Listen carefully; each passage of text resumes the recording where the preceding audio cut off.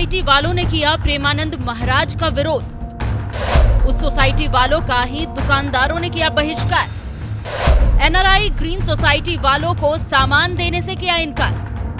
भारी विरोध के बाद टूटी एनआरआई सोसाइटी वालों की अकड़।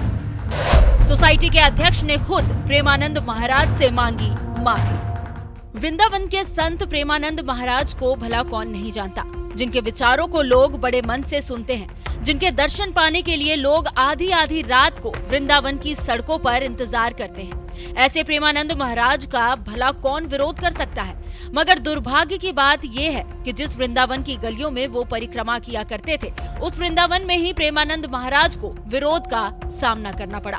और ये विरोध करने वाले कोई और नहीं, एनआरआई ग्रीन सोसाइटी वाले थे, जिन्हें प्रेमानंद महाराज की परिक्रमा से परेशानी होती थी, उनकी नींद हराम होती थी, जिसकी वजह से प्रेमानंद महाराज को अपनी परिक्रमा रोकनी पड़ गई। लेकिन जल्द ही ये विरोध उन्हें भारी पड़ गया और खुद एनआरआई सोसाइटी के अध्यक्ष को प्रेमानंद महाराज के कदमों में गिरकर माफी मांगनी पड़ी।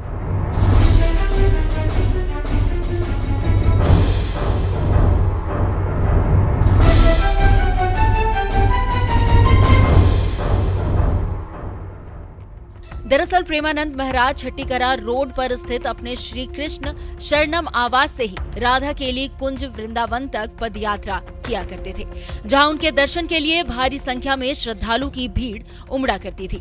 लेकिन कुछ ही दिनों पहले एनआरआई ग्रीन सोसाइटी के कुछ लोगों ने उनकी पदयात्रा का विरोध करना शुरू कर दिया और आरोप लगाने लगे कि उनकी पदयात्रा के चलते उनको काफी ज्यादा परेशानी होती है। बुजुर्गों को उनके भक्तों की ओर से किए जाने वाले शोर शराबे के कारण दिक्कत होती है। यह खबर जैसे ही प्रेमानंद महाराज को मिली, उन्होंने अपनी पदयात्रा अनिश्चित काल के लिए स्थगित कर दी, क्योंकि वो अपनी पदयात्रा से किसी को कष्ट नहीं देना चाहते थे। लेकिन जैसे ही ब्रिजवासी दुकानदारों को ये बात पता चली, उन्होंने एनआरआई सोसाइटी वालों का ही बहिष्कार कर दिया और अपनी दुकानों पर पोस्टर लगा दिया कि एनआरआई ग्रीन वालों को यहाँ सामान नहीं मिलता है। तो वहीं प्रेमानंद महाराज ने भी पदयात्रा का समय 2 बजे से 4 बजे तक का कर दिया और एनआरआई ग्रीन सोसाइटी से ना होकर प्रेम मंदिर के सामने से होकर रमन रेती पुलिस चौकी मोड़ से श्री राधा केली कुंज तक जाने लगे।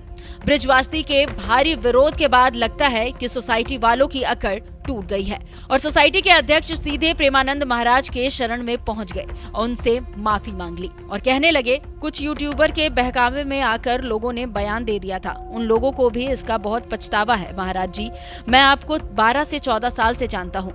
मदन मोहन मंदिर के सामने मेरी कार पार्किंग है। 10 साल पहले जब आप हर दिन परिक्रमा देते थे तो मैं हर दिन आपके दर्शन को आता था। भीड़ को देखते हुए अब मेरा आना थोड़ा कम हो गया है। अध्यक्ष के नाते मैं आपसे माफी मांगने आया हूँ। सोसाइटी के अध्यक्ष ने माफी मांगी तो प्रेमानंद महाराज ने कहा, हमारा किसी से विरोध नहीं है और ना ही हम किसी के विरोधी है। हमारा काम सबको सुख पहुंचाना है। हमने जब सुना कि किसी को दुख पहुंचा तो हमने रास्ता बदल दिया। हमारी प्रार्थना उन लोगों से भी कह दीजिए, हम आपका अहित कभी नहीं कर सकते हैं। हम सबको सुख देने आए हैं। हम बैर विरोध किसी का नहीं कर सकते हैं। सोसाइटी के अध्यक्ष प्रेमानंद महाराज के पास माफी मांगने तो पहुंच गए, लेकिन माफी मांगने से ज्यादा यूट्यूबरों पर ही ठीकरा फोड़ते नजर आए और बार बार ये बताने की कोशिश करते नजर आए कि यूट्यूबर की वजह से सोसाइटी वालों को गलतफहमी हुई, जबकि हकीकत ये है कि किस तरह से प्रेमानंद महाराज की परिक्रमा के विरोध में पोस्टर लहराए गए, ये हर कोई जानता है। वो तो भला हो ब्रिजवासी दुकानदारों का, जिन्होंने सोसाइटी वालों को ही सामान देना बंद कर दिया, जिसके बाद सोसाइटी के अध्यक्ष माफी मांगने पहुंच गए और प्रेमानंद महाराज भी ठहरे साधु संत। उन्होंने बिना कोई सवाल उठाए तुरंत सोसाइटी वालों को माफ कर दिया और सोसाइटी के अध्यक्ष की गुहार पर आश्वासन भी दिया कि जल्द ही वो अपनी पदयात्रा भी शुरू करेंगे। इस पूरे मामले पर आपका क्या कहना है? अपनी राय हमें कमेंट कर जरूर बताएं।